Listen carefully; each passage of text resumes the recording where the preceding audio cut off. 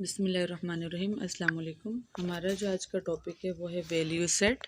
सबसे पहले हम ऑब्जेक्टिव्स देख लेते हैं।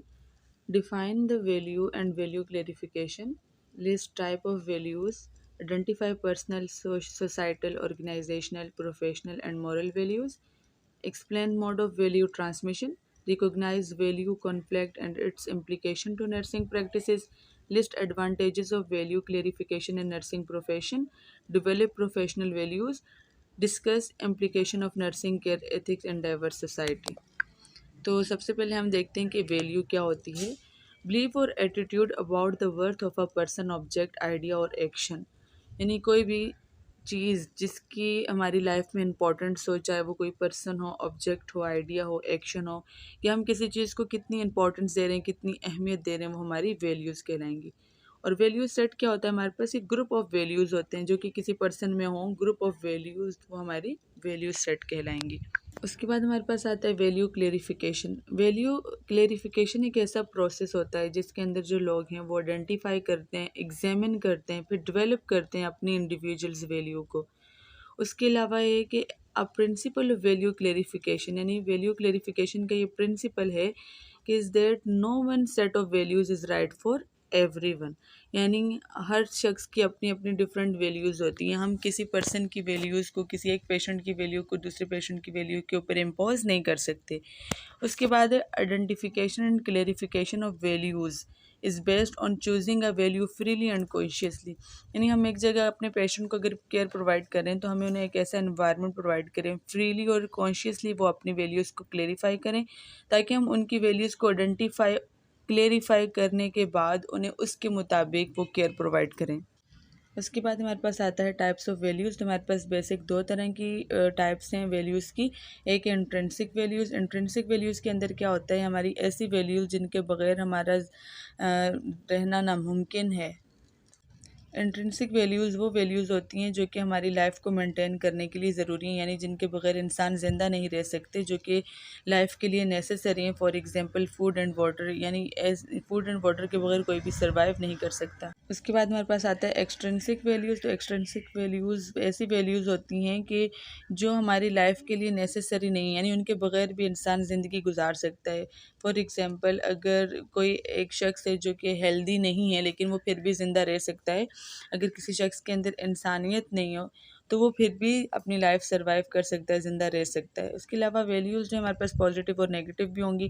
पॉजिटिव वैल्यू वो होती हैं जिसके अंदर जो है हम दूसरे शख्स को वैल्यू दे रहे होते हैं, उसकी रिस्पेक्ट कर रहे होते हैं। और नेगेटिव वैल्यूज़ ऐसी वैल्यूज़ होती हैं जिसके अंदर हम किसी को डिसग्रेस कर रहे हो, यानी जलील कर रहे हों, या किसी के साथ अनकाइंड हों, तो ऐसी वैल्यूज़ हमारे पास नेगेटिव वैल्यू कहलाती हैं।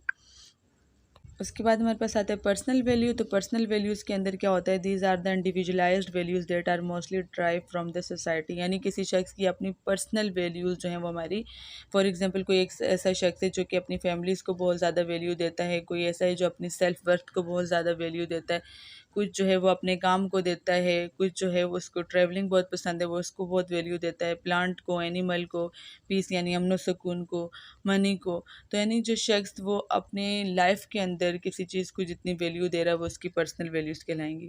उसके बाद हमारे पास आता है सोसाइटल वैल्यूज़। सोसाइटल वैल्यूज़ जो है उसका कंसर्न हमारी सोसाइटी से होता है, यानी जो है social consideration, example human life के साथ हो गया, इंडिविजुअल्स के राइट, हेल्थ, एजुकेशन, फ्रेंडशिप, यानी हमारी सोसाइटी के साथ जिसका लिंक हो, जो कि डायरेक्ट सोशल कंसिडरेशन की तरफ हो, जिसका कंसर्न हमारी सोसाइटी के साथ हो, ऐसी वैल्यूज़ हमारी सोसाइटल वैल्यूज़ कहलाएंगी। अच्छा, इसके बाद आता है प्रोफेशनल वैल्यूज़। तो प्रोफेशनल वैल्यूज़ ऐसी वैल्यूज़ होती हैं जिनका लिंक हमारे प्रोफेशन के साथ हो। फॉर एग्जांपल अगर हम नर्सिंग प्रोफेशन की बात करें तो हम जब अपनी नर्सिंग कम्युनिटीज़ के अंदर काम करते हैं, उनके साथ मिलजुल कर काम करते हैं, तो हम उनके ज़रिए से या फिर अपने कोड ऑफ एथिक्स के, हम किस तरीके से कौन से असूलों के मुताबिक काम करना है हमें, या फिर अपने तजुर्बात से यानी एक्सपीरियंस से, अपने टीचर से, पेयर से, तो वो वैल्यूज़ हमारे अंदर आ जाती हैं। तो हमारा प्रोफेशनल वैल्यूज़ की एग्जांपल है कि हमारे जो स्ट्रॉन्ग कमिटमेंट टू सर्विस, यानी जो हम सर्विसेज प्रोवाइड कर रहे हैं उसके साथ हमारा स्ट्रॉन्ग कमिटमेंट होना चाहिए, और हमारा ये बिलीव होना चाहिए कि हम जो है दूसरों की इज़्ज़त और वक़ार का ख़्याल रखें और दूसरों की रिस्पेक्ट करें, उन्हें वर्थ दें। ये हमारी प्रोफेशनल वैल्यूज़ आती हैं। उसके बाद हमारे पास मॉरल वैल्यूज़ हैं, और मॉरल वैल्यूज़ क्या होता है, किसी शख्स के पर्सनल स्टैंडर्ड होते हैं कि उसकी जो पर्सनल जो बिहेवियर है, उसके तौर तरीके हैं वो कैसे हैं। फॉर एग्जांपल एक शख्स है वो बहुत ज़्यादा रिस्पेक्ट करता है, उसके अंदर बहुत अच्छाइयाँ हैं, वो सच बोलता है। तो यानी कोई भी शख्स जिसकी जो पर्सनल ज़िंदगी गुजारने के जो तौर तरीके हैं, उसके अंदर जो आदतें हैं, वो बिहेवियर है, वो उसकी मॉरल वैल्यूज़ कहलाएंगे। यानी personal standard of good evil, अच्छाई बुराई, यानी जो उसके अंदर मौजूद है, जो ऐसा उसका बिहेवियर है, वो किस तरीके से रिस्पेक्ट दे रहा है, सच बोलता है, यानी जो जो उसके अपने वैल्यूज़ हैं, वो उसकी पर्सनल स्टैंडर्ड, उसकी मॉरल वैल्यूज़ कहलाएंगे। उसके बाद वैल्यू ट्रांसमिशन आता है हमारे पास। तो वैल्यू ट्रांसमिशन की हमारी वैल्यू ट्रांसमिट कैसे होती है एक जनरेशन से दूसरी जनरेशन में। तो होता क्या है कि वैल्यू जो है हम कैसे सीखते हैं, हम ऑब्जर्वेशन के ज़रिए से सीखते हैं, अपने तजुर्बात के ज़रिए से सीखते हैं। और उसके अलावा जो है ये बचपन से भी सीखी जा सकती है, या अपने टीचर्स के ज़रिए से, और उसके अलावा अपने पेरेंट्स से, अपने कोई रिलीजियस लीडर है, या फिर कोई और पावरफुल पीपल हैं, तो इनके ज़रिए से जो वैल्यू है ये ट्रांसमिट होती रहती है। फिर हमारे पास आता है वैल्यू कॉन्फ्लिक्ट, यानी मुतनाज़ा हो जाना है। अब हर पर्सन की अपनी डिफरेंट वैल्यूज़ होती हैं। तो वैल्यू कॉन्फ्लिक्ट हमारे पास क्या होता है, इंटरनल और इंटरपर्सनल कॉन्फ्लिक्ट होता है, यानी ऐसे हालात पैदा हो जाते हैं। और ये कॉन्फ्लिक्ट किस वजह से हो सकता है, ये हमारा पर्सनल भी हो सकता है, यानी हम बहुत सारी चीज़ों को वैल्यू दे रहे हैं। अब उनमें से जो है कॉन्फ्लिक्ट पैदा हो जाते हैं कि कौन सी चीज़ बहुत इंपॉर्टेंट, हमें किस चीज़ को वैल्यू देनी चाहिए, किसको नहीं देनी चाहिए। और उसके अलावा वैल्यू कॉन्फ्लिक्ट पेशेंट, कोलीग और इंस्टीट्यूशन के साथ भी हो सकते हैं।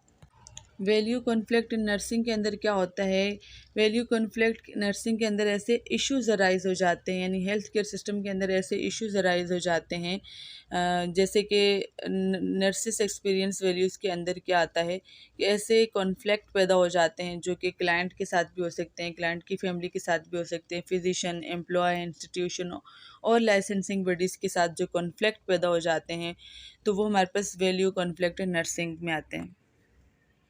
उसके बाद हमारे पास आता है वैल्यू क्लेरिफिकेशन। तो वैल्यू क्लेरिफिकेशन एक ऐसा प्रोसेस होता है जिसके अंदर जो लोग हैं वो आइडेंटिफाई करते हैं और एक्सप्रेस करते हैं अपनी वैल्यू को। इसके फ़ायदे क्या हैं, यानी एडवांटेजेस क्या हैं। तो वैल्यू क्लेरिफिकेशन जो है ये पर्सनल ग्रोथ को प्रमोट करता है और अवेयरनेस क्रिएट करता है एम्पैथी के ज़रिए और इंसाइट के ज़रिए, कि हर शख्स अपने अंदर देख सकता है कि उसके अंदर कौन कौन सी वैल्यूज़ मौजूद हैं, वो उनको क्लेरिफाई करता है। और ये जो है हमें एक सेफ़ इन्वायरमेंट के अंदर हमें अलाउ करता है कि हम अपनी वैल्यूज़ को डिस्कस कर सकें। It deal with the feeling and emotion protectively, और it allow the individual to group discussion. Value facilitate decision making based on what is important to you. Professional values को कैसे डेवलप किया जाता है। तो नर्सिंग प्रोफेशनल वैल्यूज़ जो हैं वो ड्यूरिंग सोशलाइजेशन जो है ये डेवलप होती हैं, यानी अपने कोड ऑफ एथिक्स के ज़रिए, नर्सिंग एक्सपीरियंस के ज़रिए, टीचर एंड पेयर्स के ज़रिए से जो है ये डेवलप होती हैं। तो हमारे पास वाटसन ने 1981 में 4 बेसिक जो हैं वो नर्सिंग प्रोफेशनल वैल्यूज़ को बताया था। सबसे पहले जो हमारे पास स्ट्रॉन्ग कमिटमेंट टू सर्विस, के जो हम काम करें, हमारा जो है वो स्ट्रॉन्ग कमिटमेंट अपने सर्विस के साथ होनी चाहिए, और इस बिलीव और डिग्निटी के साथ कि हम जो भी काम करें जिसमें जो है लोगों की इज़्ज़त और लोगों को रिस्पेक्ट दी जाए, उनको वक़ार जो है उनको दिया जाए। उसके अलावा जो है कमिटमेंट टू एजुकेशन, के हम वक्त के साथ साथ अपने एजुकेशन जो है उसको अपडेट करते रहें, न्यू इन्फॉर्मेशन, न्यू टेक्नोलॉजीज़ को यूज़ करते हुए अपने पेशेंट को बेस्ट केयर प्रोवाइड करें। और प्रोफेशनल ऑटोनॉमी जो होनी चाहिए, यानी हम जो भी काम करें इसमें सबका फ़ायदा हो, इसमें किसी को कोई नुकसान ना हो। उसके बाद हमारे पास आता है कि implication of nursing care ethic and diverse society. तो जो नर्सेज हैं वो डिफरेंट पीपल को जो है सर्विसेज प्रोवाइड कर रहे होते हैं। हमारे पास जो पेशेंट होते हैं वो डिफरेंट मज़हब से ताल्लुक़ रखते हैं, उनका जो है रिलीजन, उनका कल्चर, उनके सोसाइटी, उनके रूल रेगुलेशन, मॉरल, सब चीज़ें डिफरेंट होती हैं। तो अब जो एक नर्स है उसे एक इफ़ेक्टिव रिलेशनशिप कायम करना चाहिए और एक होलिस्टिक केयर प्रोवाइड करनी चाहिए, जिसके अंदर जो है तमाम डाइवर्सिटी को हटा के, यानी ऑल एस्पेक्ट ऑफ डाइवर्सिटी के अंदर, यानी जो भी कल्चर हो, किसी भी सोसाइटी से हो, किसी भी रिलीजन से हो, तो एक नर्स जो है उससे तमाम कल्चर और डिफरेंसेस को हटा के अपने पेशेंट की रिस्पेक्ट करनी चाहिए, उसे केयर प्रोवाइड करनी चाहिए, उसे नॉलेजेबल होना चाहिए, तमाम कल्चर की प्रैक्टिस होनी चाहिए, अपने क्लाइंट के तमाम कल्चर के बारे में उसे पता होना चाहिए, उसे उनकी वैल्यूज़ के बारे में पता होना चाहिए, और उसके बाद जो है, और no all the client are individual, तमाम क्लाइंट जो हैं उसके लिए बराबर होने चाहिए और वो उनकी व्यूज़ को, उनकी वैल्यूज़ को जो है किसी ग्रुप के साथ जो है वो शेयर ना करे।